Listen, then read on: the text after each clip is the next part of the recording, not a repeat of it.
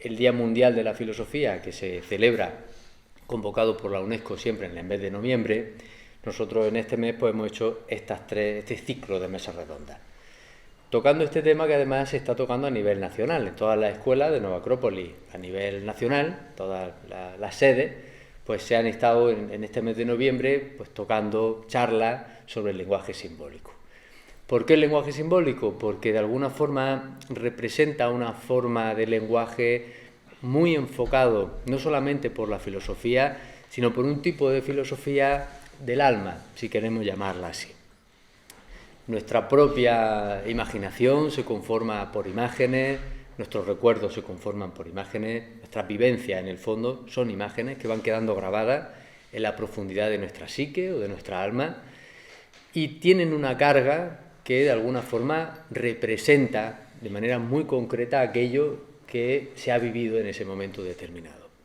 Cuando nos acercamos al mundo de los mitos, a través de esas pequeñas historias que de manera sencilla parecen reproducir acontecimientos muy sintéticos, pues vemos reflejadas de manera simbólica a veces imágenes de nuestra propia vida, de nuestra vida cotidiana.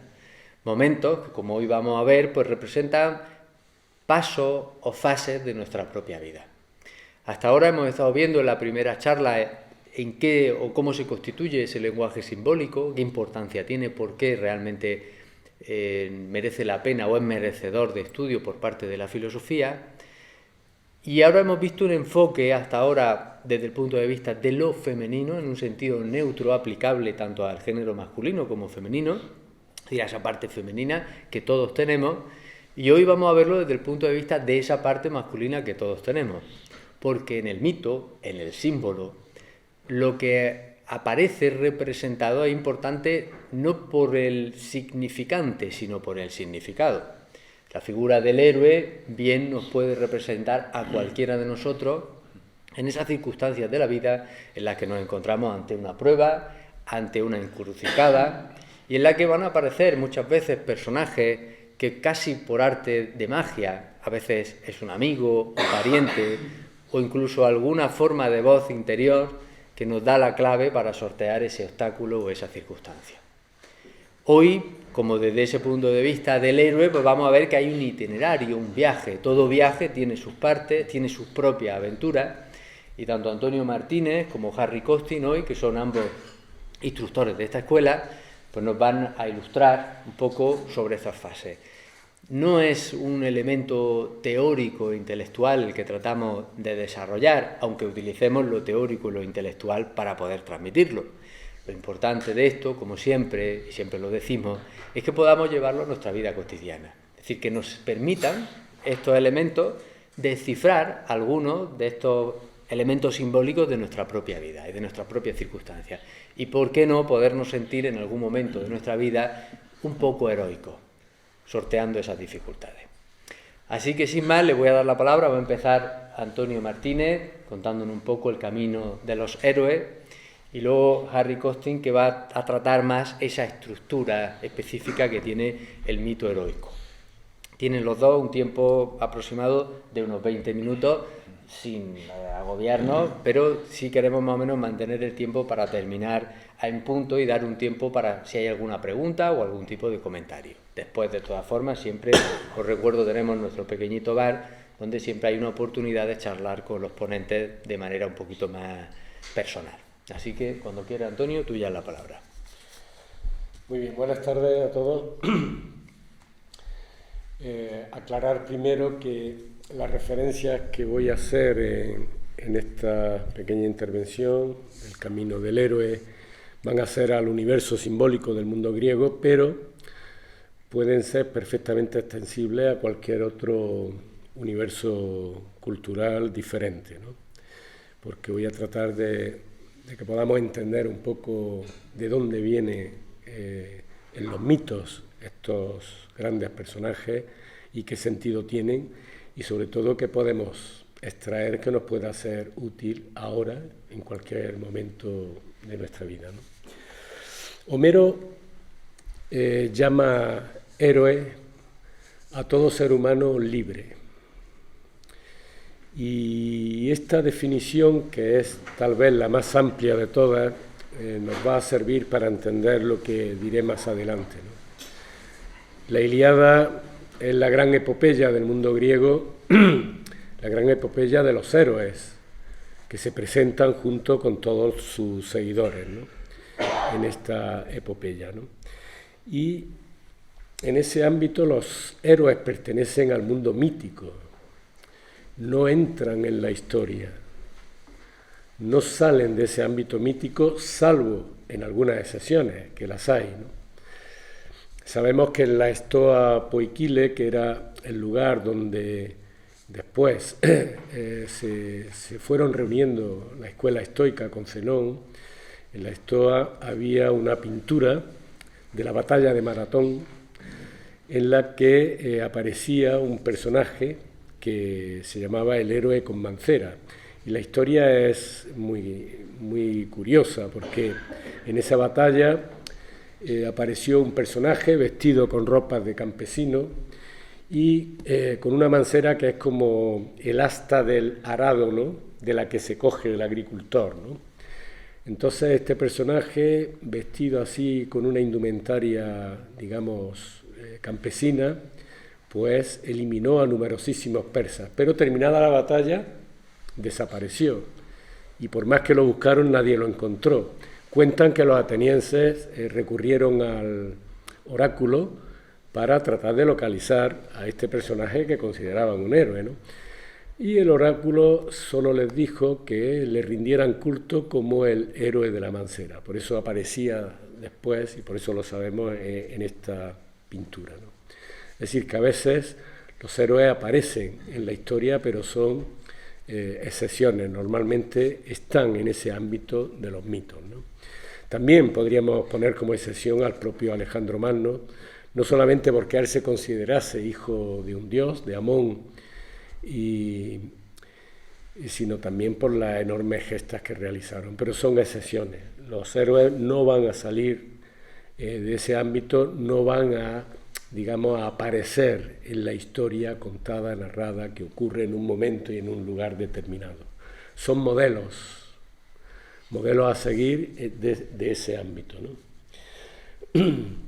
Ahora, en los mitos, los héroes siempre están a medio camino entre los dioses y los seres humanos. Es decir, un héroe siempre es hijo o de alguna manera un descendiente más o menos directo de un dios o de una diosa y de un mortal, sea hombre o mujer, ¿no? Siempre están a medio camino, no son ni seres humanos corrientes, ni tampoco son dioses, están de alguna forma en medio, ¿no? Y la pregunta, claro, es ¿qué consideraban en la antigüedad que eran los dioses?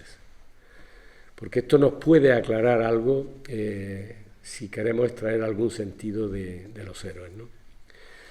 Tenemos una definición de un estoico del siglo I después de Cristo que se llamaba Carnuto, que es un periodo en el que ya se empieza a explicar racionalmente o se intenta explicar racionalmente a qué corresponde, qué significado tienen esos mitos, esas mitologías, esas correrías de tantos dioses, ¿no? Porque ya no se estaban entendiendo. Lo que hacía algunas generaciones se daba por sabido por todos, ahora lo tienen que explicar porque la gente ya no lo entiende. Y Carnuto dice textualmente que los dioses son fuerzas y esencias inteligibles de la naturaleza, entendiendo por la naturaleza al todo en acción. Fuerzas y esencias inteligibles de la naturaleza. Si tenemos otra definición en otro ámbito de Cornelio Agripa, ahora sí nos vamos a caballo entre el siglo XV y XVI, en pleno primer Renacimiento, y Agripa dice que los antiguos llamaban dioses a las virtudes divinas expandidas en las cosas. Ambos conceptos no son contraproducentes, son complementarios. Hay todavía una tercera sección respecto de a qué llamaban en la antigüedad a los dioses, pero esa la vamos a dejar, porque con estas dos nos va a ser suficiente por ahora, ¿no? La primera referencia, la definición de Carnuto, que la podemos encontrar también en otros autores similarmente, ¿no? Es decir, los dioses como fuerzas o entes inteligibles de la naturaleza, nos permite entender de alguna forma el sentido general de todos esos panteones, de toda esa visión del mundo, de todas estas culturas que tienen una visión politeísta en sus religiones, ¿no? No solo de las antiguas religiones, antiguas culturas, de religiones que ya han desaparecido, sino incluso de las religiones actuales que siguen siendo de alguna manera politeístas y de innúmeras tradiciones que han quedado en muchos pueblos indígenas que siguen manteniendo esto. En general, para todas estas visiones del mundo, el universo ha surgido de un punto, de una primera fuerza. Cada cultura le va a llamar de una manera. Hay una primera esencia que se va a desplegar por capas en forma de hipóstasis hasta generar el mundo o la naturaleza toda, ¿no? En medio va a quedar esa especie de mundo mental o mundo inteligible, como llamaban los griegos, que refleja todo el ser de ese primer elemento, de ese uno, y que a su vez lo va a expresar en el mundo manifestado de las formas materiales, ¿no? Desde esa perspectiva hay en todo ese camino intermedio, desde esa primera emanación de lo uno hasta su expresión en la infinita multitud de la naturaleza, toda una serie de fuerzas constructoras o entes inteligibles, como decía Carnuto, que los antiguos llamaban, y siguen llamando, donde todavía perdura esta visión del mundo, llamaban dioses. Fuerzas que van construyendo ese cosmos ideado por ese primer origen y que no solamente lo van construyendo, sino que lo mantienen y lo cuidan permanentemente. Desde esa visión podemos entender perfectamente la concepción del mundo que ha quedado en estos pueblos que mencionaba antes, en la que de alguna forma todo tiene algo de ese uno, porque lo uno se expresó en el todo. Por lo tanto, todo es sagrado o todo contiene parte de lo uno, ¿vale? Un río, una montaña, cualquier animal, cualquier ser, un árbol, todo tiene parte de lo uno, todo es sagrado. Y podemos entender la visión panteísta que perdura, como he dicho antes, en estos pueblos, ¿no? Y claro, desde esa perspectiva también hay parte de lo uno en el ser humano, ¿no? Hay parte de esa unidad o de ese primer principio, ¿no? Y de alguna manera la diferencia con respecto al resto de los seres y cosas, la diferencia del ser humano es que el ser humano puede ser consciente de eso. Esa es la gran diferencia. Y aquí es donde nos enfrentamos realmente a la concepción del héroe de la antigüedad, ¿no? Es decir, el héroe es quien de alguna manera ha percibido o intuido esa presencia de lo inmortal o de lo divino o de lo uno en él y está dispuesto o se compromete a conquistarlo. Es decir, se compromete a conquistarse a sí mismo. Desde ese momento va a estar de alguna manera, como decía antes, crucificado. En medio, por un lado, de toda una serie de una parte claramente material, o si queréis, animal, todo un mundo de instintos, todo un mundo de elementos que son mortales, y por otro lado, intuyendo algo que va mucho más allá y que pretende conquistar. Esa es la crucifixión del héroe, está entre dos mundos, ¿no? Es hijo de un dios, dice la mitología, sí, porque ha percibido lo inmortal de alguna manera en él, pero por otro lado tiene que atender las necesidades fundamentales y los problemas fundamentales de la vida en cuanto a lo material y psicológico, ¿no? Y de alguna forma eso es lo que nos plantea la visión del héroe desde esta perspectiva filosófica, ¿no? Esos son los héroes en el mundo griego. Como decía antes, también esto es extensible a las otras culturas, ¿no? Como diría Giordano Bruno, cuando habla del furor heroico, ese héroe sería alguien que al intuir eso que hay en él de profundo, de esencial, no puede dejar de aspirar a su conquista, y aunque sabe que no lo va a lograr en esta vida, sin embargo no puede dejar de intentarlo. Esa es un poco la definición del furor heroico y el vivir entre esos dos mundos, por un lado las necesidades y también las distracciones inevitables de la vida, y por otro ese afán de conquista de sí mismo.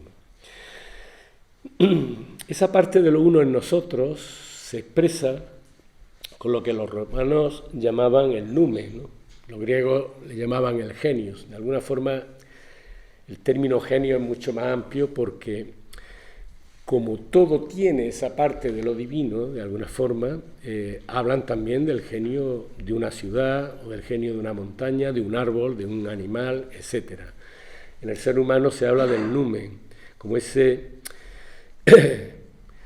parte esencial que se hace de alguna manera visible a nuestro propio entendimiento y que se va a ir generando, se va a ir alimentando, va a ir creciendo en la medida que nosotros vayamos conquistándonos a nosotros mismos, ¿no?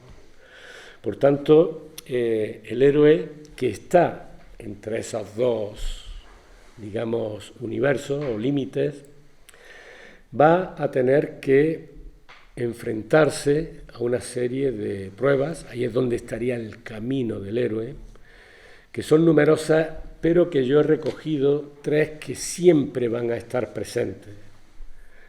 Es decir, va a tener que afrontar una serie de pruebas, de dificultades, para encontrar su verdadera identidad.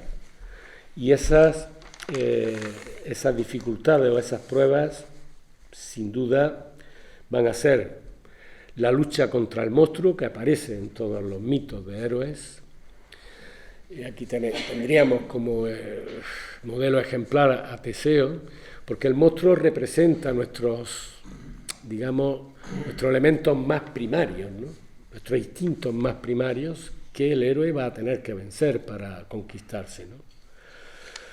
Una segunda prueba sería la pérdida del amigo o a veces de la contraparte, que aparece en todos los mitos, por ejemplo Aquiles, ¿no? Cuando Héctor mata a Patroclo, que se ha puesto su propia armadura, ¿no?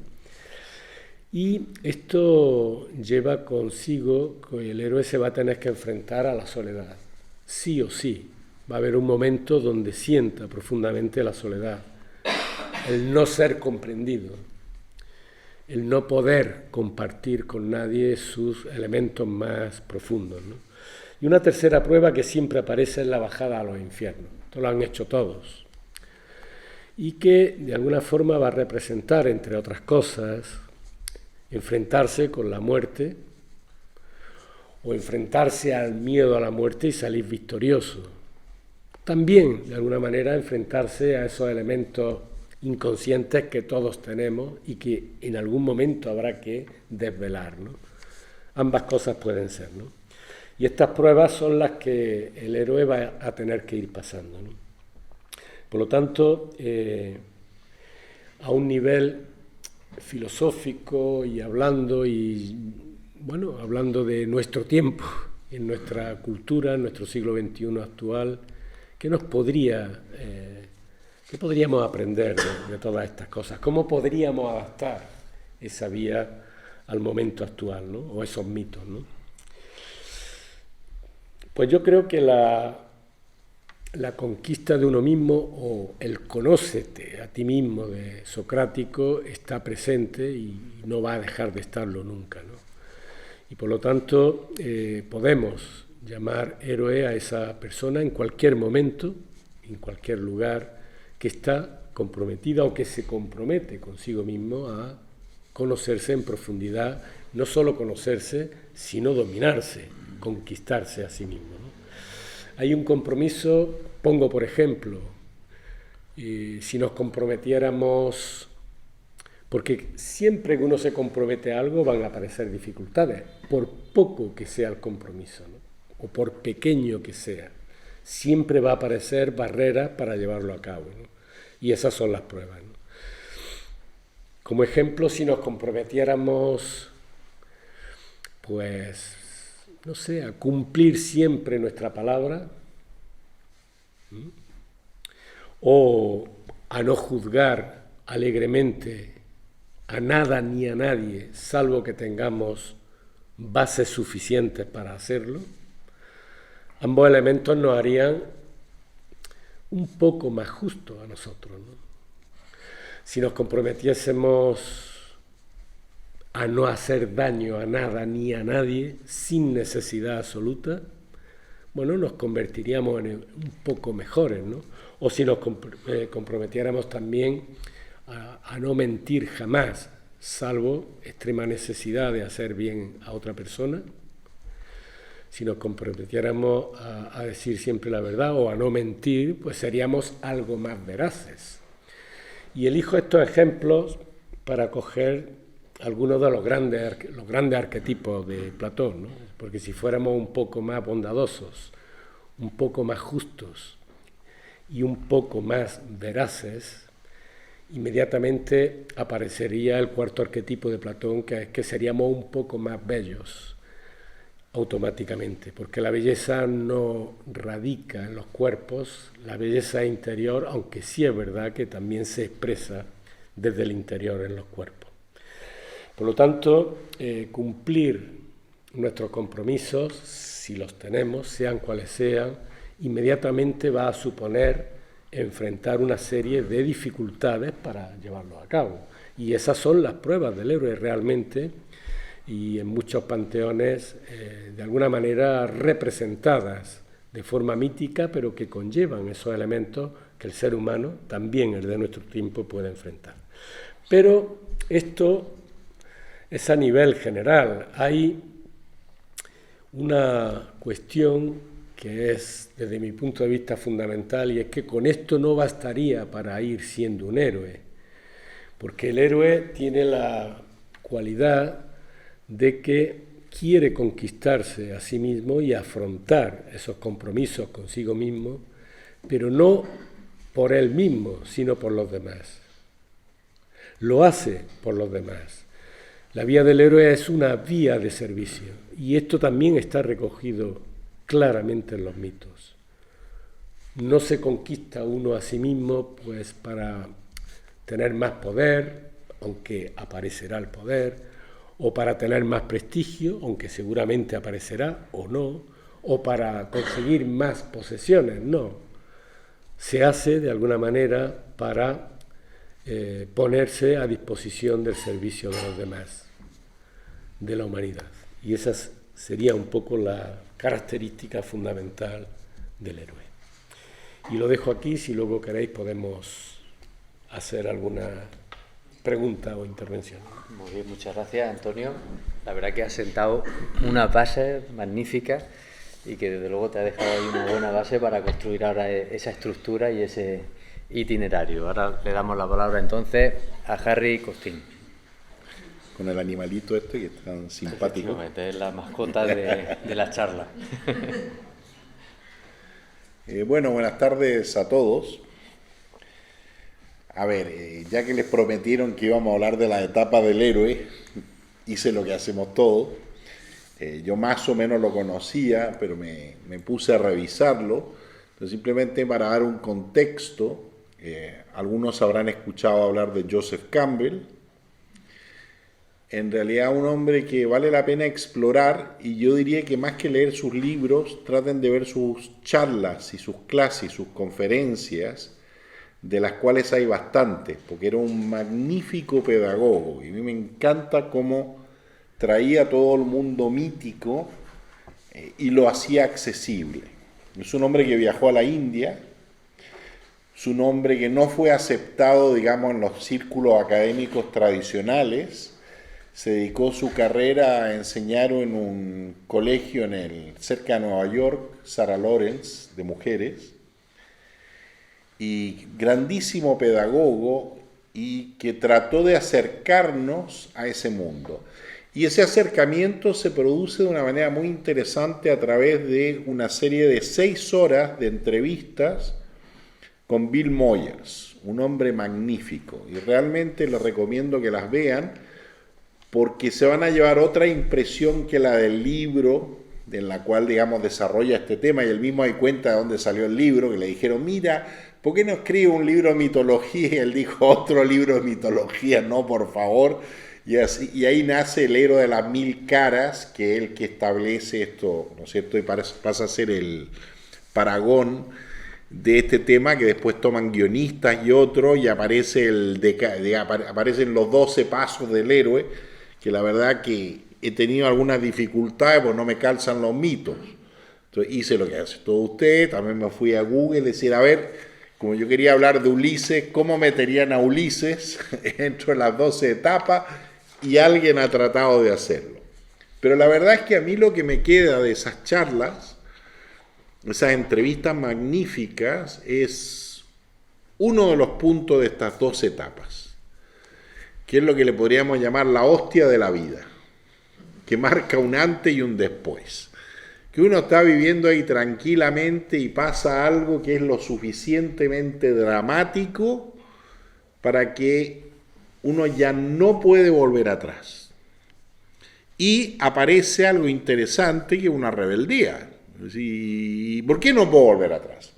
¿Por qué no puedo buscar esa estabilidad, ese equilibrio que tenía? Bueno, porque se acabó. En el caso de Star Wars, que es el ejemplo del que habla él en esa entrevista en respecto a este momento, es cuando, los que recordarán la 4ª película de las 9, que fue la primera, ¿no es cierto? Está Luke Skywalker viviendo una vida un poco insípida en la casa de sus tíos, y ¿no es cierto? No quieren de que nadie sepa quién fue su padre y todo, pero hay un gusanillo ahí que evidentemente que está, y en un momento sale y cuando vuelve le han borrado el mapa a su casa, por una serie de circunstancias, algunos conocerán, y hay un antes y un después. Ya no puede volver, ya no existe ese mundo que era el suyo. A mí me impresionó mucho y además lo narra muy bien. Por eso les digo, quisiera que descubriesen a ese otro Joseph Campbell, porque hay muchos excelentes, digamos, mitólogos académicos que han desgranado el tema, pero en cuanto a su pedagogía, él mismo, y lo va narrando con escenas de Star Wars y todo, está muy, pero muy bien. Entonces hay un antes y un después. A mí me impactó eso. Es decir, a mí me dicen Camilo el héroe, viene algo, y hace poco en uno de los cursos que tenemos, donde estudiamos religiones comparadas, me encontré, o nos encontramos, Antonio estaba ahí también, con algo que a mí también me tocó. Que en las tradiciones chamánicas en Siberia, que están muy estructuradas, aquel en el cual se descubren las dotes del futuro chamán, dice yo, no gracias, que ese trabajo lo haga otro. Entonces aquí hay un tema muy repetitivo que aparece en muchas tradiciones, que podríamos llamar que golpea el destino, pero no amablemente. Mira, te quisiéramos invitar a esta aventura. No, es la hostia de la vida, viene un antes y viene un después, viene una rebeldía inicial, pero como no hay una vuelta hacia atrás, tiene que haber una proyección hacia el futuro. Y ahí es donde dentro de estos 12 pasos aparece algo que sí es interesante, que es lo que aquí llama el encuentro con el mentor, con el ayuda. Aparece algo, la vida abre puertas. La vida cierra de un portazo a verse ciertas puertas y abre otras. Entonces yo me puse a pensar, a ver ejemplos que para mí han sido importantes y les quiero contar de uno de ellos y después hablaremos de otro mítico. Y el ejemplo que para mí es dramáticamente ilustrador es el de Beethoven. ¿Okay? Beethoven tuvo una vida temprana muy difícil, con un padre borracho, es decir, aprendió la música a hostias, literalmente, y no se sabe cómo no le aborreció la música, pero evidentemente que tenía un talento extraordinario, nace en 1770, y termina, porque sí tuvo algunos apoyos, en Viena, que es la capital musical de su época. y llega con ciertas dotes únicas, la de improvisador. Es decir, ustedes lo ponían frente a un piano, le daban una melodía y este hombre hacía maravillas.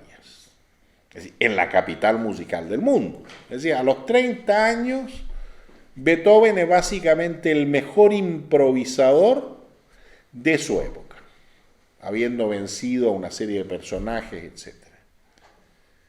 Y se empieza a quedar sordo. Pongámonos, es músico.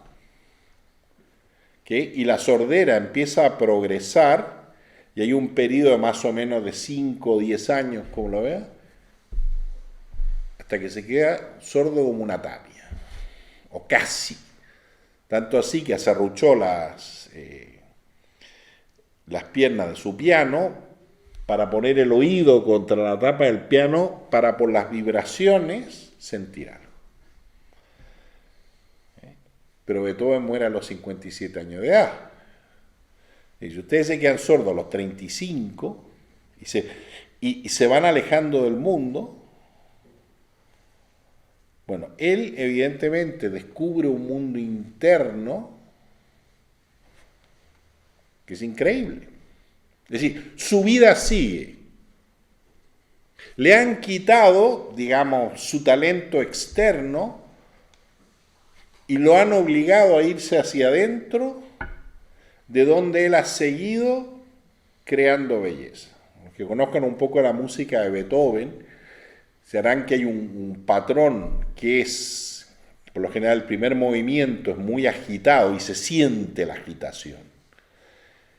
Y después pasamos por lo general a un segundo movimiento lento, por ejemplo en las sonatas para piano, que uno dice, el hombre ha entrado en un mundo de serenidad absoluta, del cual surge un tercer movimiento rápido, porque así están normalmente estructurados, un tercer cuarto, por lo que son 4 movimientos las sonatas, pero digamos el último movimiento también de la sinfonía es un movimiento rápido, pero ya no está esa tormenta. Lo que hay es una vitalidad desbordante.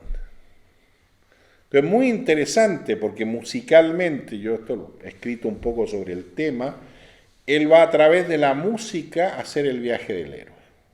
Si a alguien le interesa alguna obra en concreto, le recomiendo la Séptima Sinfonía, por ejemplo, que es muy conocida, donde se ve todo el trayecto. Pero lo que también es muy interesante, que en esa época en la que se va quedando sordo, hay una carta muy emotiva en la que habla de esto, es decir, yo soy un hombre afable, además era Sagitario, es decir, era un hombre sociable, porque nosotros pensamos en el Beethoven insoportable, etc.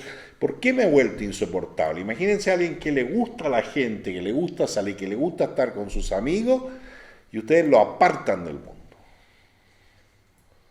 Pero lo más extraordinario es ver el final. ¿Qué es lo que hace al final? La Novena Sinfonía.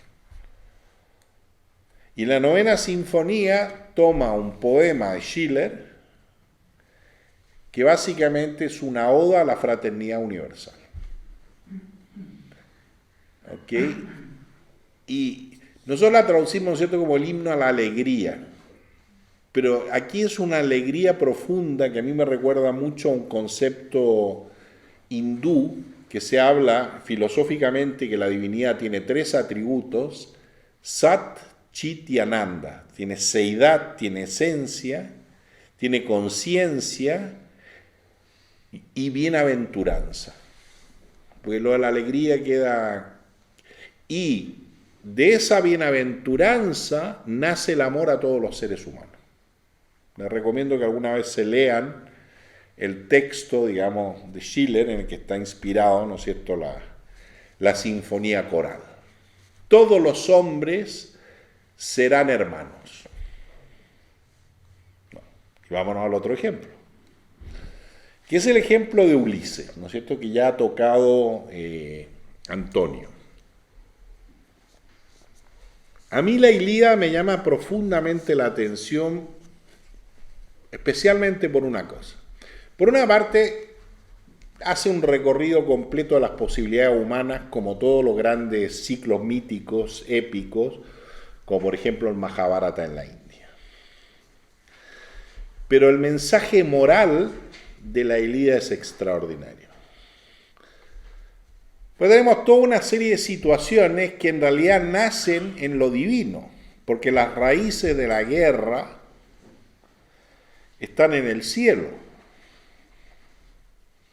Y en realidad tiene que ver con los ciclos astrológicos. Y está este sujeto, que en realidad es hijo de un rey,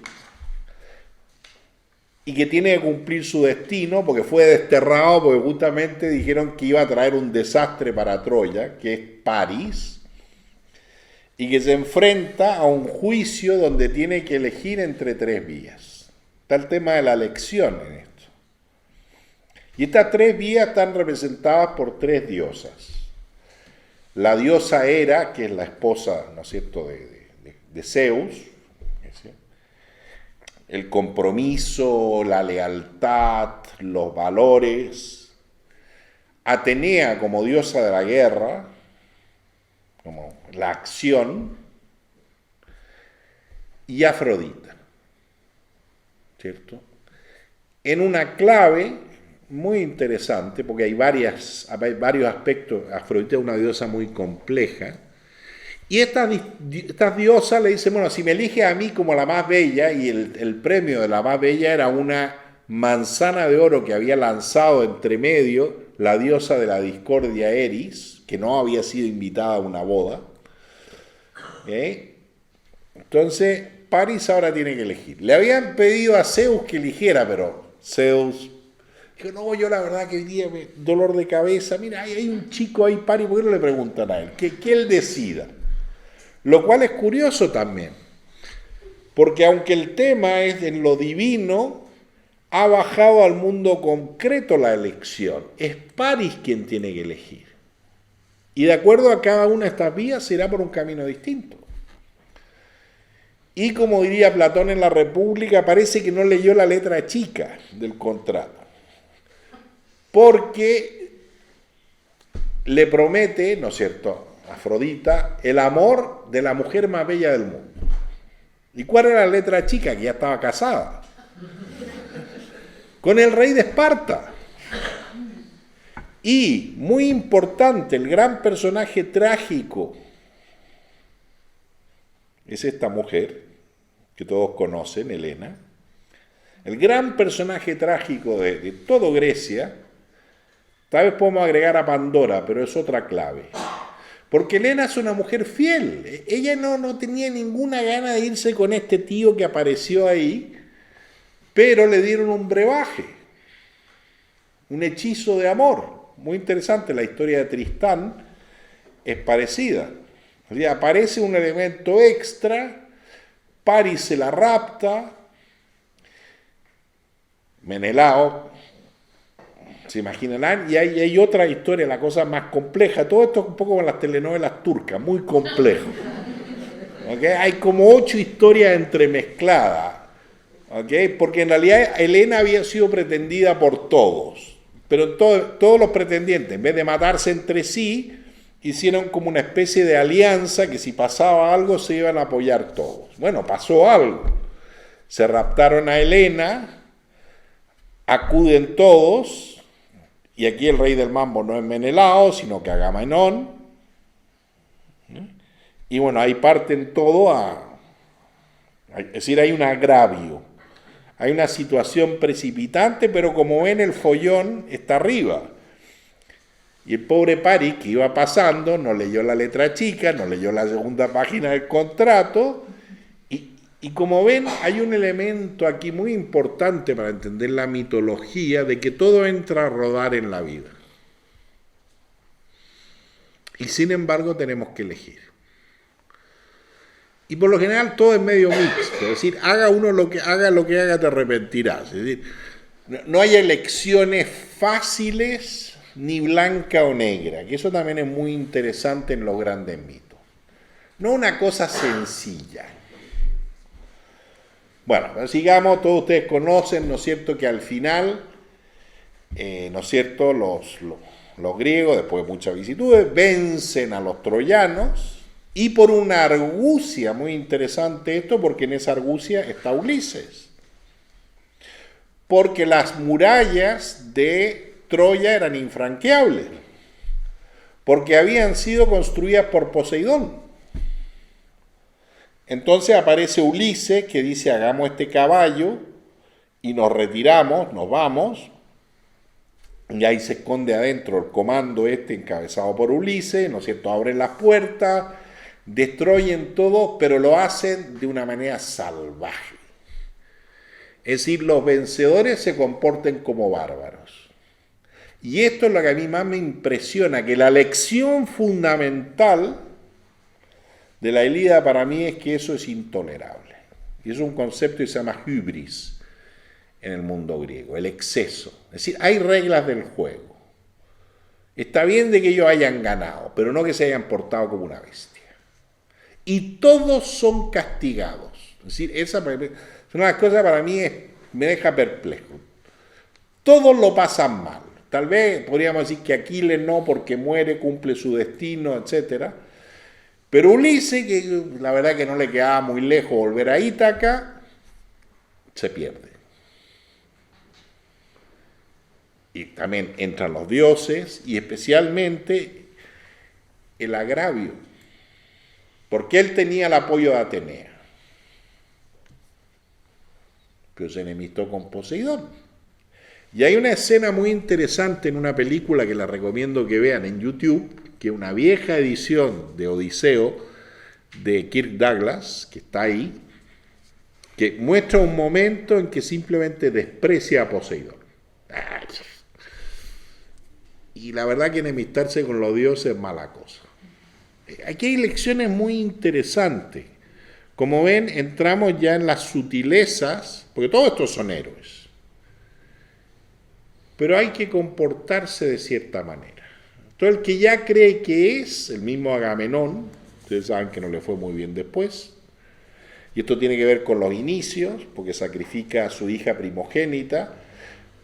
¿Por qué? Porque habían cometido otro sacrilegio, matando un ciervo que era sagrado a Artemisa, con lo cual no había viento, y ahí estaban esperando todos los barcos para cruzar hacia Asia, hacia Troya. Como ven, hay mucha historia. Esto es más divertido que las telenovelas que andan por ahí. Y es muy interesante, es decir, Jung y Freud nos han abierto todo un universo, y toda esta gente como Joseph Campbell y muchos otros que han estudiado la mitología, han abierto un universo, porque en realidad todo es nuestra historia humana. Y especialmente, yo diría, los dilemas, las contradicciones. Hoy en el mundo lo políticamente correcto queremos que las cosas sean blancas o negras, y no lo son. En la vida nada es perfectamente blanco o negro en este mundo. Y sin embargo, hay principios rectores que son claros, pero que la madurez consiste en que esos ideales con los que soñamos cuando somos jóvenes, poder aplicarlo en un mundo que es torcido.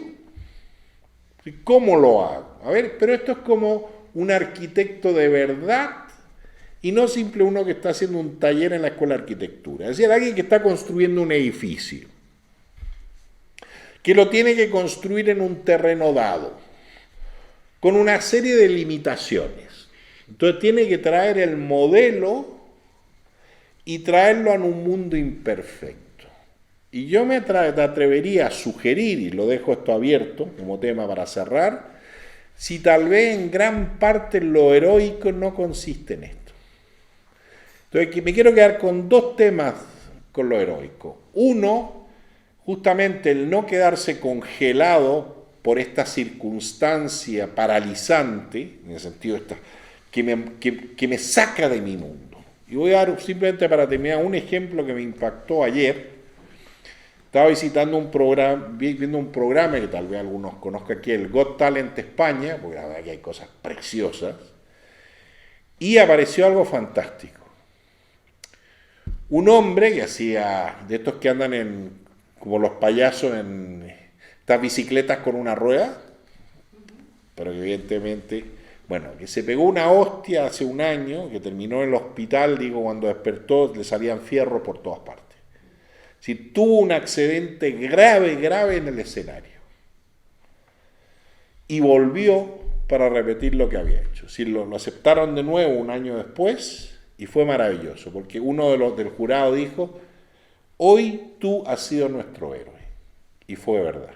Entonces tenemos esa superación de situaciones extremas y no quedarse congelados, sino seguir adelante, pero después ya algo mucho más complejo, que es moverse en un mundo ambiguo, siguiendo principios, cometiendo errores, aceptando las consecuencias de nuestros errores y siguiendo para adelante. Gracias.